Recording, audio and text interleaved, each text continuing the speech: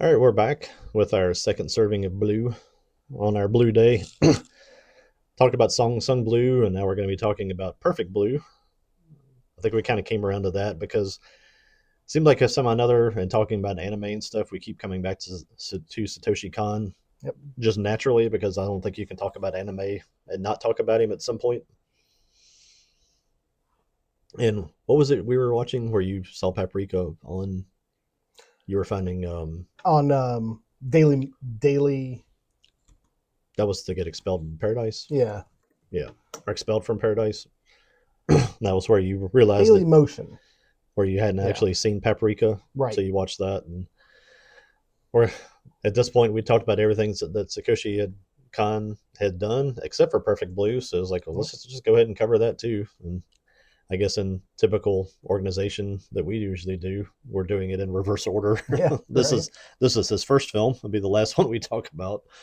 Um, Perfect Blue was a 1998 film based on Perfect Blue: The Complete Metamorphosis, which is a light novel written in 1991 by Yoshikazu Takuchi, All right. or Tek, I think that's right, Takuchi.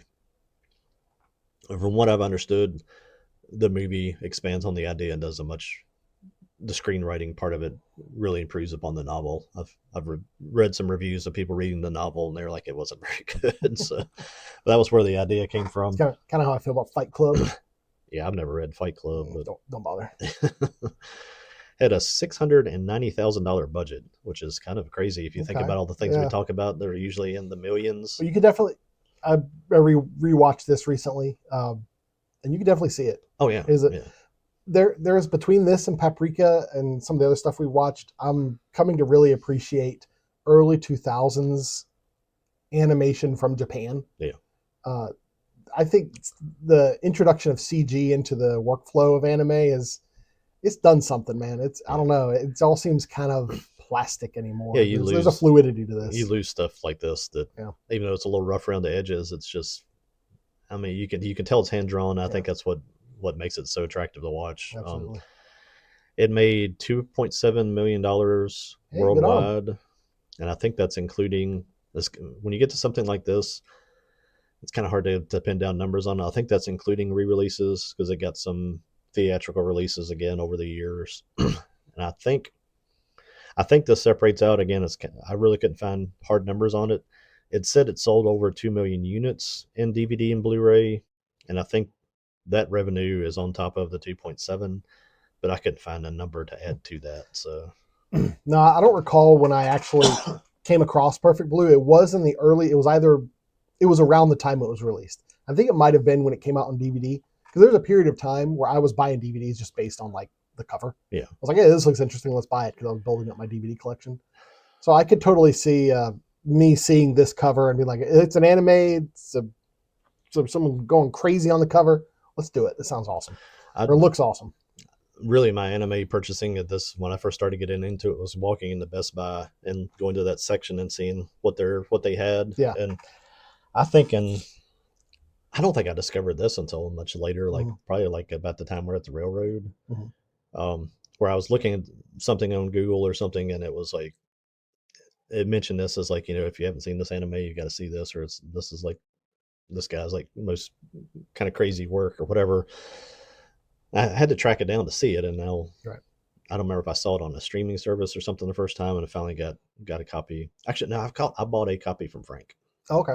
That was how Frank's cool stuff that it has older things. I think I saw it in his booth at a show, and I was like, oh, that's that movie people keep talking about. So I grabbed But it. last time I was at his store, I was perusing, seeing what new stuff he had in. He had a poster for Project Aco, and I was like, hey, because he sells a lot of posters. Yeah, That one wasn't for sale clearly because it wasn't framed or anything; it was just on the wall. I was like, hey, you guys sell that poster? Like, you're like the 100th person we've told this. No, like, no, darn. pretty That's pretty simple story.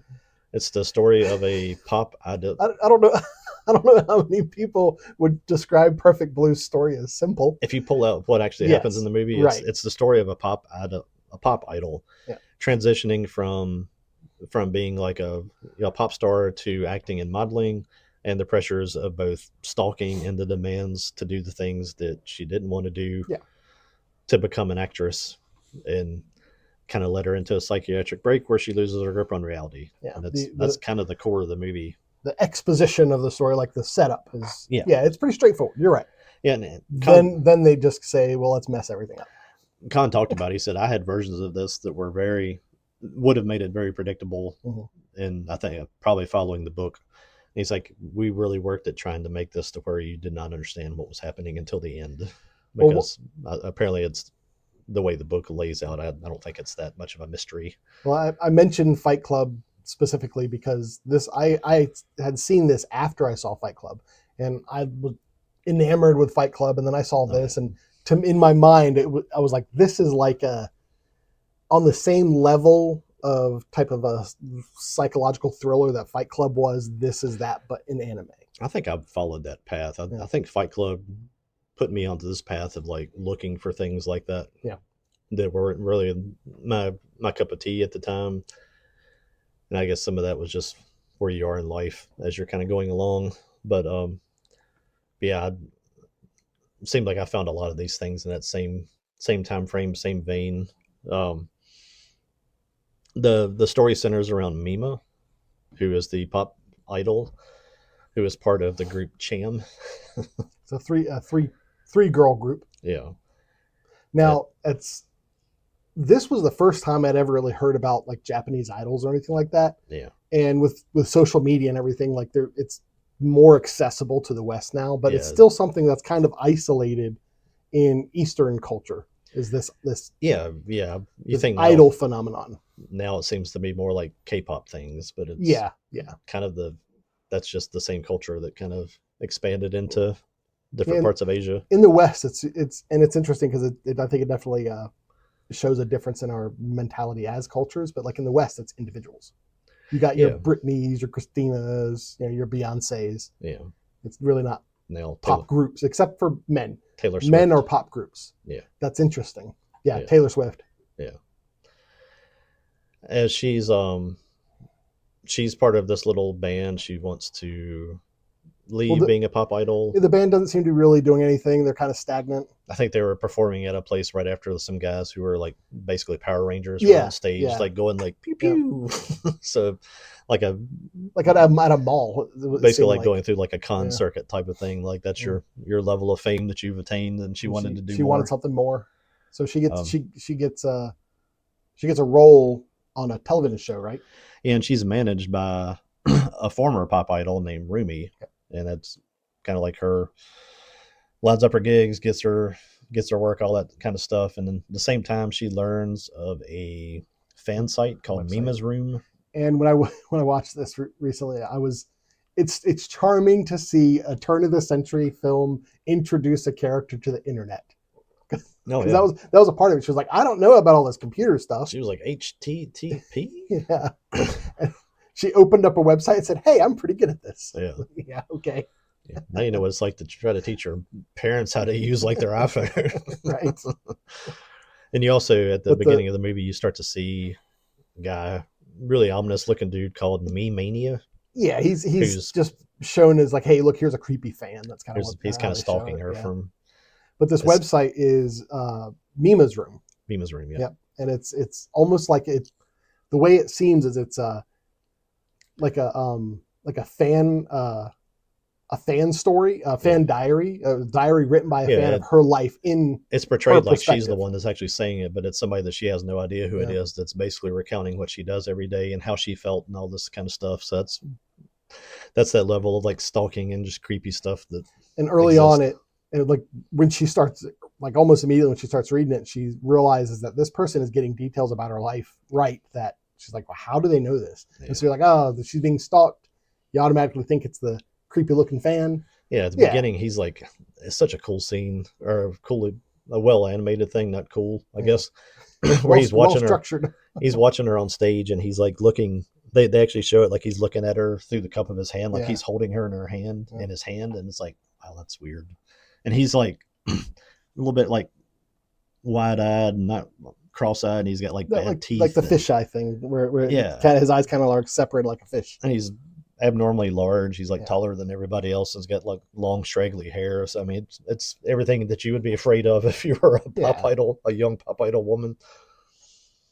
And as she's becoming this actress, she's starting to, a big part of the plot is she's starting to have to do scenes and things She's that she's not actually comfortable with. she's working on a series called Double Blind, and she just has little tiny parts at the beginning, and Rumi and the other people involved with Keeps the show, pushing. Hey, we need more parts for her. Need to be we want her more to have a prominent. bigger part. Mm-hmm. And then they're like, well, if she wants to get a bigger part, she's got to do this. The bigger part that she gets first is doing an exploitative scene where she's like dancing at like a strip club, and she gets sexually assaulted by the patrons, like pulled down off stage, and they. Now, you're talking about scene structures. Yeah. During this scene, one of the things they do is they stop multiple times. Director yells, "Cut! We need to reset the cameras."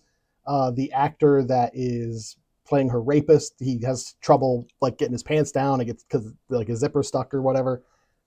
And like that actor even actually said at one point, "Man, I'm really sorry about this." She was like, "No, it's okay. You're being very professional." And then so 2 seconds later, she's screaming again. You know, yeah, it's just so... and it is if this is one of those. It's almost a paradoxical film for me because it is an uncomfortable film. Yeah.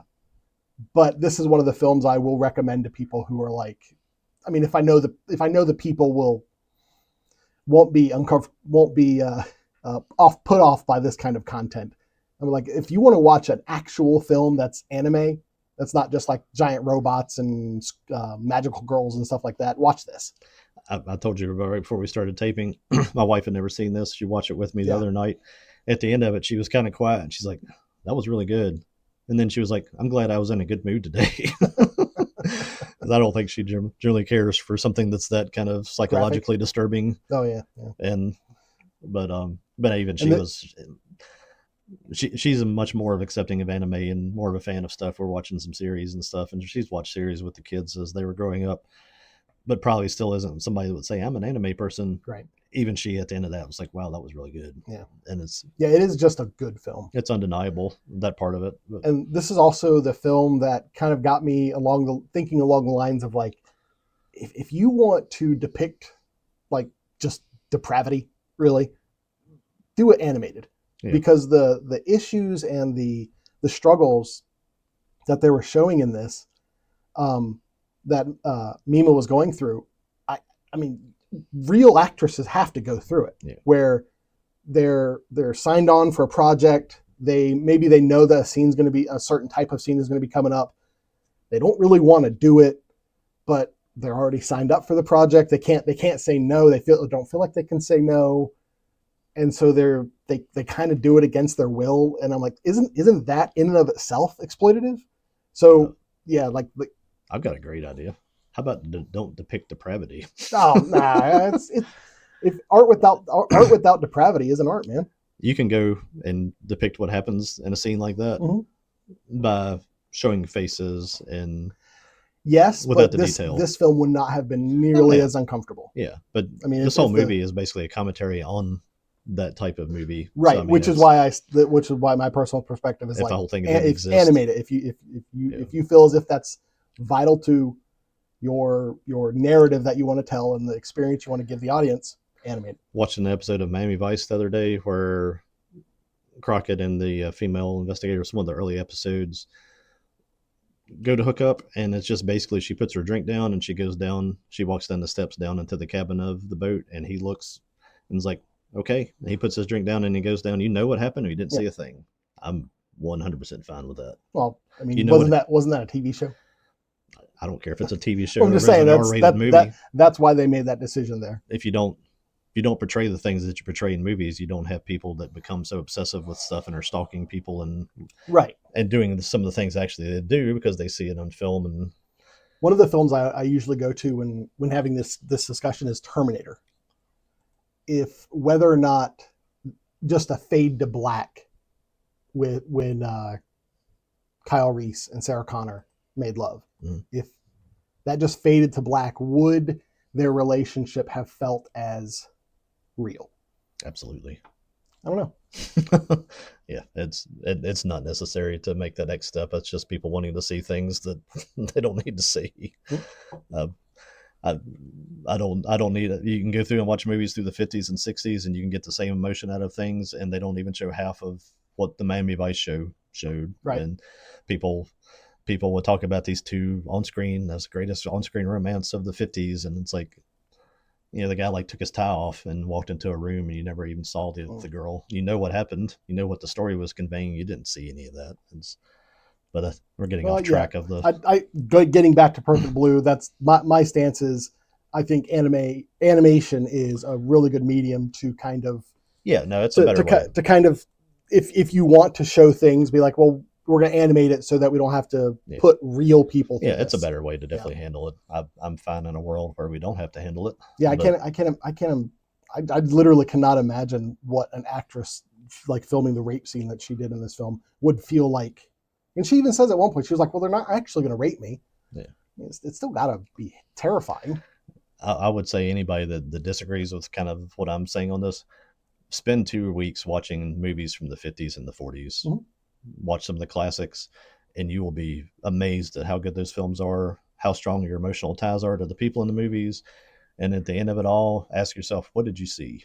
And you'll be like, I didn't see anything I didn't need to see. These are all PG movies, and it's you could take all that commentary and apply it to explosions, to violence. I mean, you don't need to have gratuity in films to portray narratives. I like the idea of a Western where it used to be you couldn't even show the guy shooting the other guy in the same scene. You had to show the one guy shoot, and you had to flip scenes and shoot the other. You had to see the other guy go, oh, because it was too violent to show them in the same frame at the time.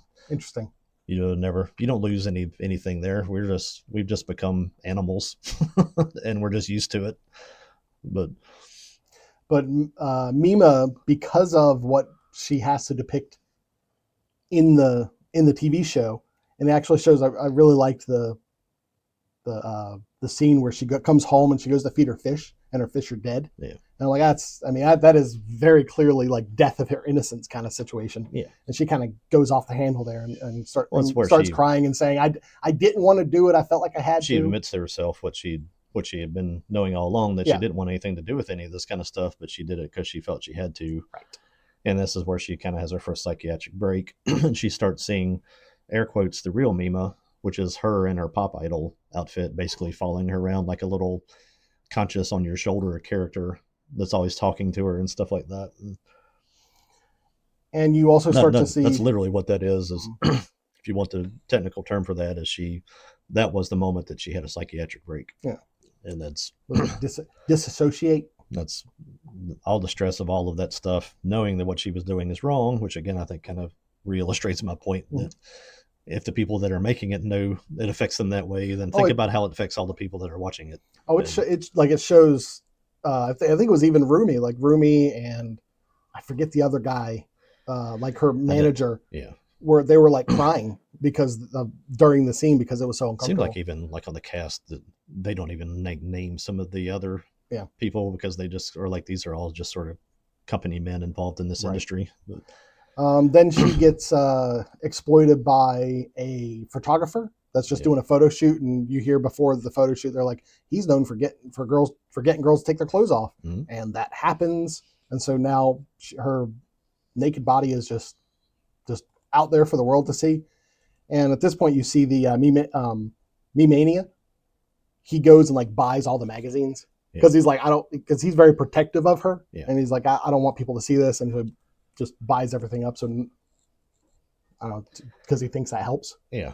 And then following that, the photographer, and then kind of down the line, other people involved in the Double Blind series are starting to get like 3 or 4 people, right? Yeah. Yeah. So I think it's at least 3. I think it is 4. Yeah. They start to just you see like a news story that this person was like violently murdered and both of his eyes were stabbed out. And it's just like a news story. You're like, what? Like that scene, he was like the director or something. He walked into an elevator, and then the elevator opened up on like another floor, and he was just like slumped down on the wall and his eyes were gone. Yeah.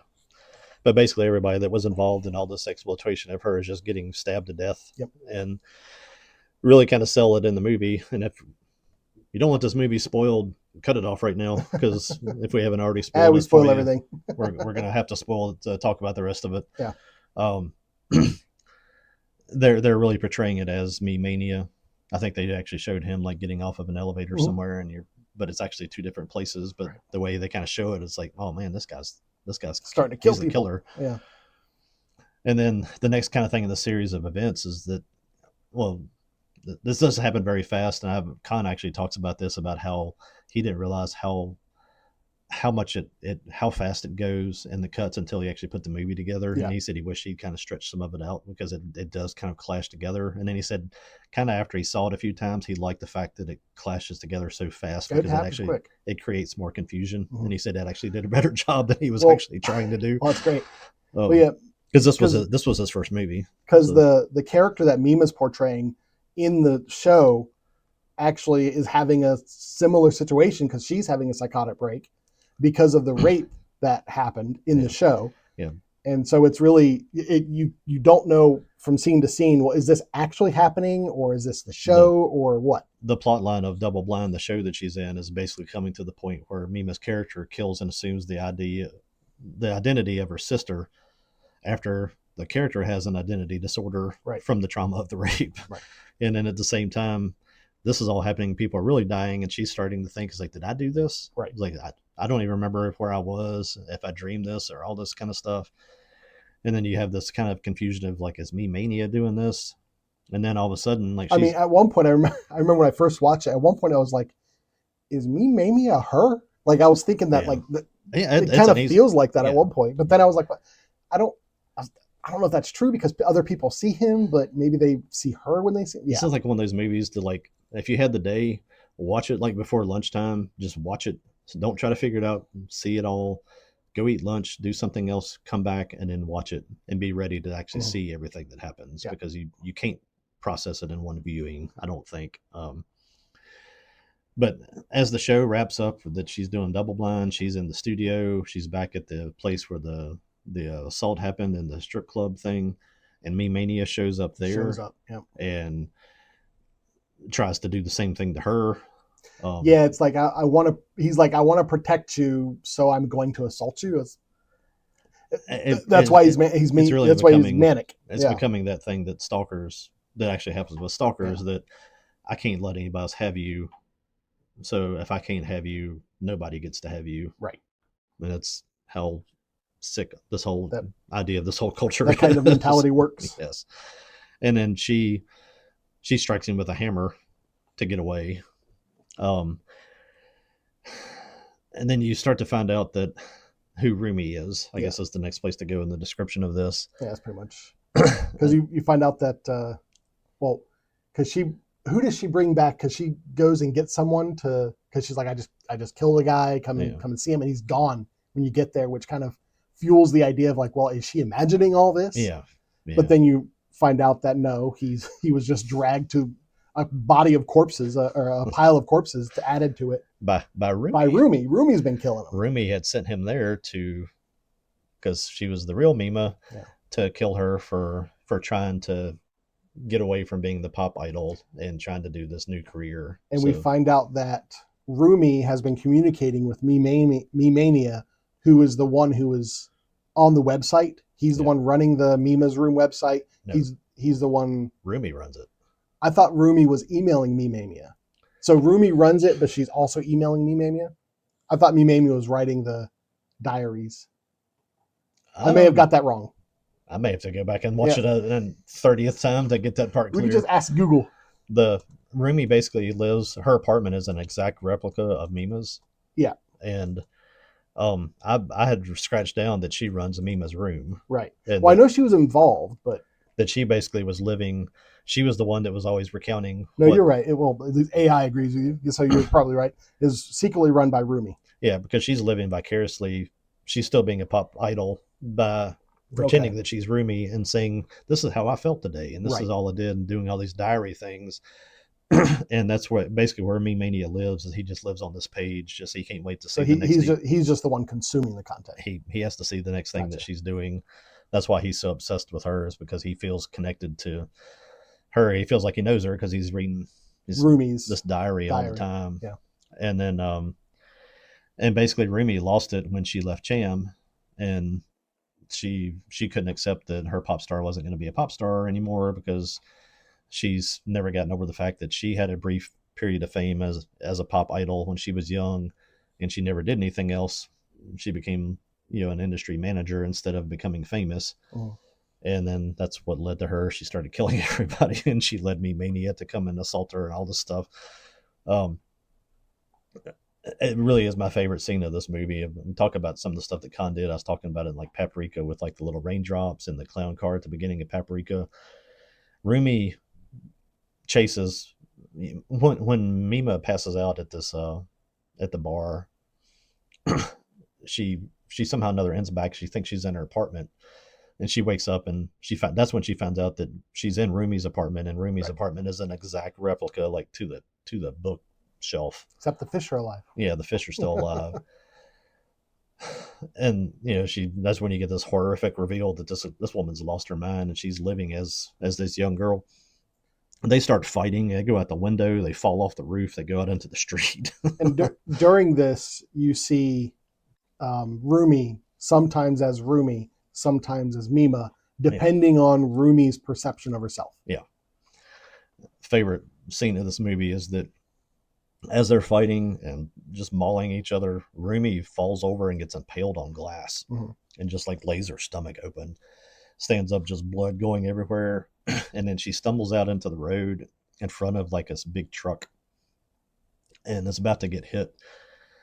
Mima comes and like pushes her out of the way at the last second so she doesn't get hit. But right before the truck hits her, she looks up and sees lights, and she reflexively poses like she's posing for cameras. She stands up, puts her arms out. She's sitting there with like her insides bleeding out, and her face is all scratched up. Her wig's been pulled off, and she got like a bloody nose and all this stuff.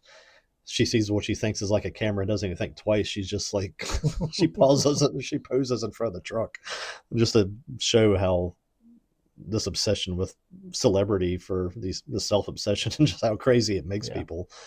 You kind of get that. I think at that point, that's where you find out what the storyline of Double Blind is. Right. And then it basically was that her character assumes the idea of her sister. Then you go to down the road, and Mima is visiting Rumi in a mental home. Right. And they tell her that Rumi goes in and out of the Mima persona. But she most of the time still thinks she's a pop idol. Yeah. Like she's almost kind of locked back into this illusion that she had of basically being Mima.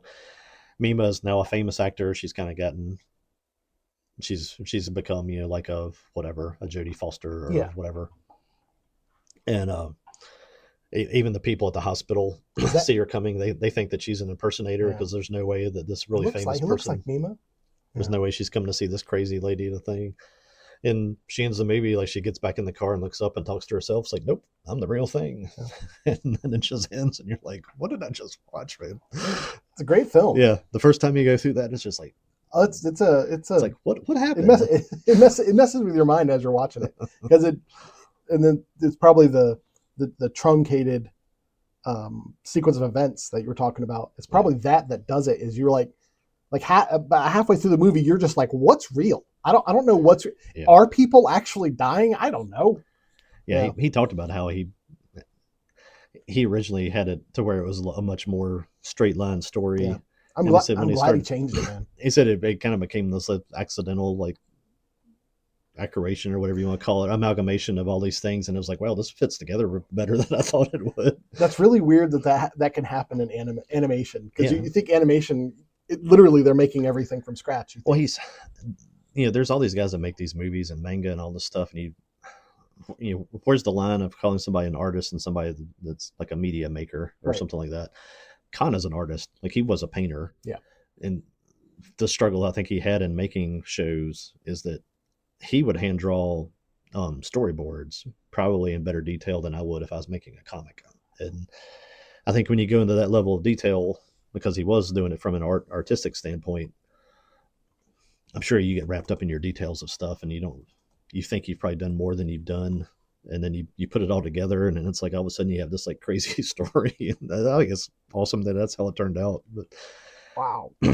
Just looking at the storyboards, and it's showing like designs of the set or the sets, the environments. Have It's you pretty seen? good. I love looking at Gendy Tartakovsky, how he storyboards the stuff that he makes. If you go and look at it, it'll be like a black thing, and there's like a little stick figure, and Yeah, I've he'll sone stuff like he'll that. write Yeah, like the word "arg," and yeah, he actually acts it out when he's showing it to people. He makes the voices like this kind of stuff. But yeah, he's crazy detail. I thought one of the craziest thing is like for this being his first film, that he understood the mentality of celebrities so well, yeah.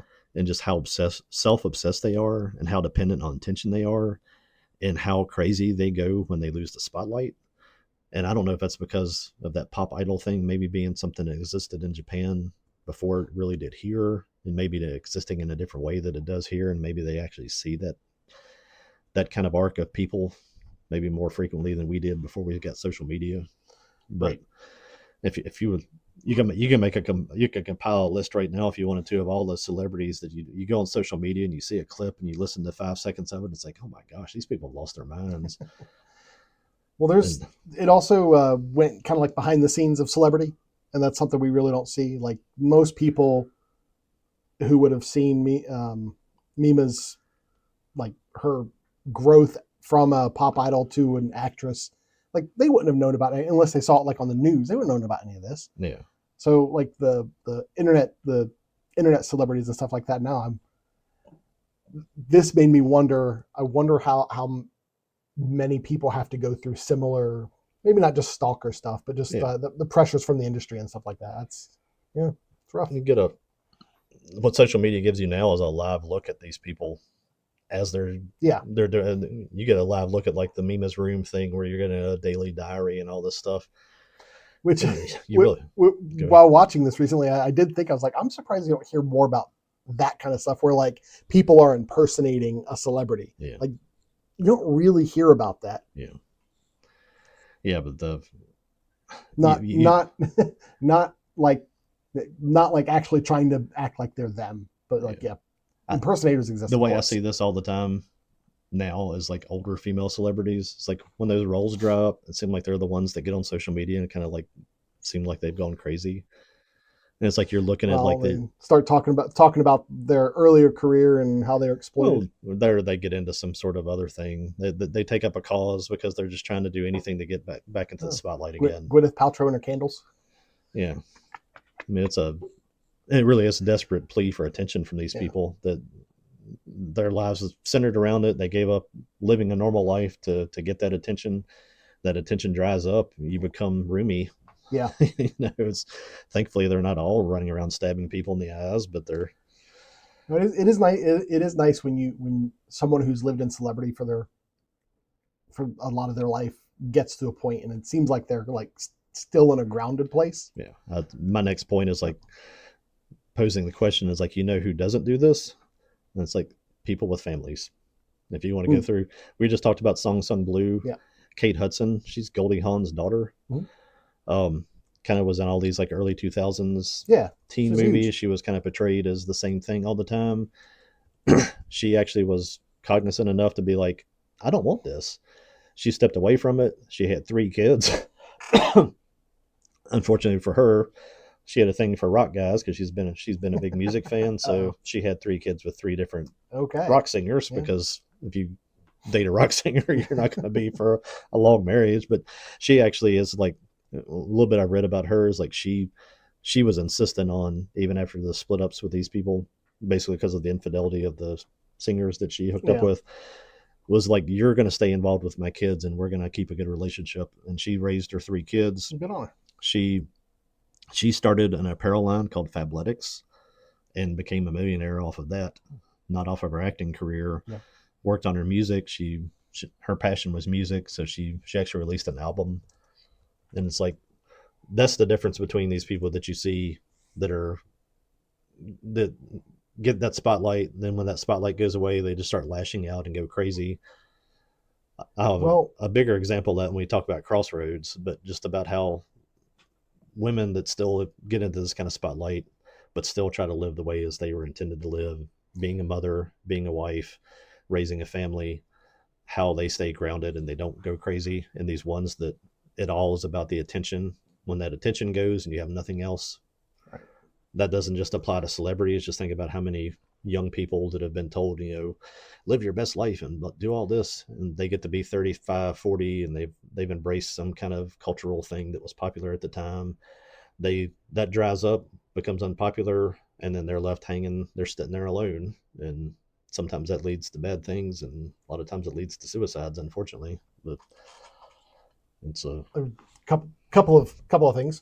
The entrepreneurship of celebrities who have kind of gone through their celebrity mm, seems to be kind of like the natural progression. I joked about Gwyneth Paltrow's candles, but she did that. yeah, She kind of ended her celebrity and went and made a business. yeah, Jessica Alba did the same thing. I looked up what her company was called, the Honest Company, yeah, and that is what has made her fortune. And she yeah. built the company off of her celebrity, so it was like a stepping stone situation. And what kept I them going? imagine the situation that the problem a lot of people have is they try to maintain what they had when they were younger. They Yeah, don't allow themselves to grow yeah. with their career and with their life. You're you're looking at it live right now at the person that's at that point with Scarlett Johansson, where Mhm. she was everything in Marvel. She was in every movie. If you would throw her into anything, she'd be like, "Yeah." We talked about her in Ghost in the Shell. She's at that top of the age group where she's not going to be as marketable as a Sydney Sweeney and all these things anymore. So you'll get to see which path she chooses, whether she becomes somebody that becomes an activist and starts screeching about everything and about how it's not fair and men are the fault of this and blah blah blah blah blah, or she actually takes that step and decides to live a normal life, or not a normal life because you can't really ever have one, I think, once you're a celebrity, but Right, right. still tries to live the way that you were kind of intended to live. And I don't know, does Paltrow have kids? She's got kids, doesn't she? I don't know. Let's see. It seems like that's kind of the string that ties a lot of these people back to being grounded, is that they, unfortunately, some of them have kids and then use their kids for celebrity and turn them into baggage that they carry around like a purse instead of raising them as a child. But Yeah. yeah, Apparently, she married the guy she was in Shakespeare in Love with. you don't hear about They that. have two children. You don't hear about that in Hollywood. Is like the people that have been married for 30 years and that have kids and happy kids. Mm. You always hear about the ones who, this one's kid came out as trans and blah blah blah blah blah. It's Yeah. like, yeah, okay, Well, that's a past 10-year phenomenon, really. yeah, yeah, probably But less than that. before it was like the Goldie Hawn and Kurt Russell had a kid. And now the kid's an actor or actress. Yeah, That's what we had before. yeah. Khan did an amazing job of kind of hiding the plot on this. Mm-hmm. I saw Ruby Marlowe, who she was the English voice for Mima. Um, she voiced Mima all the way through, and then wasn't shown the script of doing the real Mima, the apparition of Mima. Yeah. She went back and did that after, Interesting. so that Okay. Yeah. she didn't know that there were these two diverging plot lines with it. I like that. That was a good decision. And I think they did that with a lot of the plot and the characters. Was like he even tried to keep it kind of hidden from the people that were voicing the stuff, so that they could portray the one side and he'd have them come back and portray the other. Then yeah, the last note I had on this was like, this is completely when you get anybody from the last 5 years, 6 years, whatever, to try to like look at this movie and analyze it and stuff. The term male gaze did not even exist, and everything I've seen of anybody that wrote anything about this that's seen it, right, they're like, Recently. oh, it's all about the male gaze and what people do to poor innocent celebrities. I mean, And I was like, no, it's not. It's like that's no, not what this was about. This is no, about, no. if you want to avoid losing your mind like this, then do like what Kate Hudson did: get a job and a family, and don't sell yourself like a hooker, because that's basically what Mima did. And she broke down and dug her way back out of it. It's also the dangers of celebrity in general with being. I mean, she started off as an idol. I mean, the words there, idol. Yeah, Um, putting yourself in a situation where someone can idolize you and obsess over you and stuff like that. yeah, That's yeah. yeah. I would have never allowed my kids to do any of this kind of stuff. Even if they had been interested in acting, you would have to be careful if you just do like stage acting in high school and stuff, that Yeah. you get the exact same thing. You get people that come to see plays, or the people that are involved in the production of stuff that see somebody and they become infatuated with people they don't know because they fall in love with the Right. character they're portraying and not the person. And I've joked about. I think if my kids had wanted to act, they would probably have turned out like Joaquin Phoenix. They would be such an enigma that nobody would have any idea. They'd be afraid to talk to him because I would not have allowed people around him the way that celebrities and parents especially give access to these younger celebrities and just sell their kids out just to make money off of them to become idols. And it's a Now, apparently, they horrifying also world. made in 2002. They made a live action film based on the original novel, so not based on the anime, based on the original novel. Yeah. Which I found I've never seen it. I just found out about it the other day, and I was like, it's interesting because as I've discussed with you, this Perfect Blue is like the film that showed me that like, well, this is a good medium for these kind of topics. Yeah. Just because the people who are portraying these characters do have to have some sort of experience that is at least analogous to what's happening to the character. And I found out there was a live action film. I'm like, well, that kind of like it goes against what I was saying. But Let me see if I can find it real quick. Um, oh, I can't even spell her name. If you want an example of, I do not recommend watching this. it's a movie we don't recommend. Huh? What movie Yeah, is it? I was looking at Monica Bellucci, Irreversible. Never heard of it. The whole movie is shot backwards to forwards, Oh, okay. and it involves the core of it revolves around a girl going to a party with her boyfriend, big party scene kind of thing, and in the middle of it, she gets assaulted. Mm. It's the most horrific thing I've ever seen on camera. I've seen it one time, and I refuse to watch it again because I don't want to see it again. And A you lot of talk movies about like like that. Yep. A lot of movies like that. the scene in that is, I don't know what it is. I don't even want to look it up because I don't want this in my algorithm. Yeah. It goes on for at least 5. It might be closer to 10 minutes. Yeah. Um, and it's basically a revenge movie that starts at the revenge and then goes backwards. It's very very weird watch, and it's almost one of those things that kind of hurts your brain when you're watching it because every time they go backwards in a scene, they start to run the music backwards and stuff, and when they transition, and then like they're spinning the camera around, and it's like man, stop! It's like you're making me nauseous. Now the who made that gosh awful thing? It's one of those guys who I think maybe it's the same guy that did like Antichrist or those kind of movies. Yeah. Makes me think of the horror series. I Spit on Your Grave. Yeah, That I saw one of those years ago, and I was like, I don't want to see any more of this because it's all that. It's like, hey, this woman gets assaulted, and she spends the rest of the movie getting revenge, and it's like, okay, revenge stories is fine, but this isn't even her getting revenge. The assault part is This is the husband, like very uncomfortable. Yeah, that's an example of what I've talked about not wanting to see any of this kind of stuff because I can't imagine the things that have spawned out of people seeing that movie.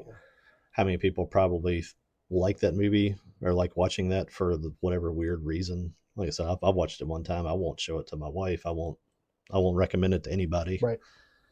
I've sought out a lot of those things where you see online. It's like, oh, this is 10 movies that you'll never want to watch a second time. I'm like, yeah, okay, try me. You watch it, you're like, no, I don't want to watch the second time. Some of them are like, yeah, okay, that's dumb. But there's been a couple. That's one of the ones I'm like, man, why did you make this? It's just awful. But yeah, it's a very very I'm not sure what the right word, sensitive subject for a movie. But it's a great animated film. It's a great film without that being a descriptor of it. Yeah. It's not an anime. It really is just a film. Thank goodness that it was, so you didn't have to see some of the stuff they portray on there in real life. But the definitely the themes, the concepts and the idea of what happens is disturbing enough. Yeah, I have no interest in seeing a live action version of this film. Khan is an artist. Yes. This was the this and Paranoia Agent kind of are those two that are on the kind of the dark side of what he did. The Paprika, Tokyo Godfathers are much more accessible to people, much easier to watch. And I think that might have been him evolving as a filmmaker too, and growing up a little bit, and maybe deciding to not just dwell in the horrific, which this is, and Paranoia Agent was. And I've said it last time we were talking about Paprika. I'd love to see what he would have done as he aged and how many other films he would have made. And we talk about it all the time about this. Will they ever get the Dark Tower made and all that kind of stuff? And I've mentioned about how the easiest way to make a series like that would be to animate it. Yep. I'd love to see Khan just take something like the Dark Tower and just let him run with it and see what he did, because he knows how to take something, kind of stay true to the story and just bring it to film and make it so visually just mind blowing that you have to watch what he does more than one time. It's if anybody could demand that their property get hand animated, Stephen King would be the one. I don't think I would want to. We spoke earlier about modern animation having a plastic nature to them because of the use of CG. That I didn't like. Like I said, I didn't really clock that until watching like this and Akira, a Paprika. There's definitely a quality to older animation that I think would lend itself well to the themes of the Dark Tower. The little bit that I know of it. Well, the other big difference, and we'll veer off back into a Dark Tower discussion, is that these guys who make these Japanese animated films, they're like the guy that made Godzilla -1. It's in-house, it's under his control. It's not a studio project. It's not 18 companies piecing together pieces of movies, and that's how a film is made. That's how a good film is made. That's how a cohesive film is made. Not as bloated. Yeah. American media in general is just bloated. And you don't get all the insertions into stuff if you don't have other people there to insert themselves into it. Don't have the committees. Yeah. But yeah, Perfect Blue, I think, is Satoshi Kon's very small catalog of films. I haven't seen Paranoia Agent. I'll see that at some point, but it's, from what I know of him, he's definitely. I don't know if this is even rated. A fantastic filmmaker. Keep this in the category. This is R-rated. Yeah. This is not for kids. No. I mean. Yeah, no. I'm just trying to think. I don't think Satoshi Kon as a filmmaker, you would say any of them are for kids. Tokyo Godfathers is watchable. It's the closest as a family thing, but no, the other stuff, no. Paprika would be there, but it has a uncomfortable scene that's almost a little bit like this. So, but yeah, definitely throw this into the show we haven't made yet with the anime that you must own if you truly are an anime fan. This is one of them. We'll make that list at some point. We're kind of making it as we go. Yeah, and I think there might be some films I need to see first, because I'm sure there are some that I haven't seen. So like Paprika I hadn't seen. Yeah. Well, that's our discussion on Perfect Blue. We got one more dose of blue to go. A lot higher level of acceptability. Yeah. It's a lot easier to digest. Yes. Yeah. We're talking about Crossroads. We'll come back with Crossroads. That's what happens with Ralph Macchio, not Britney Spears. That's what happens when you let me be involved in decision making. Right. We go from Perfect Blue to Crossroads.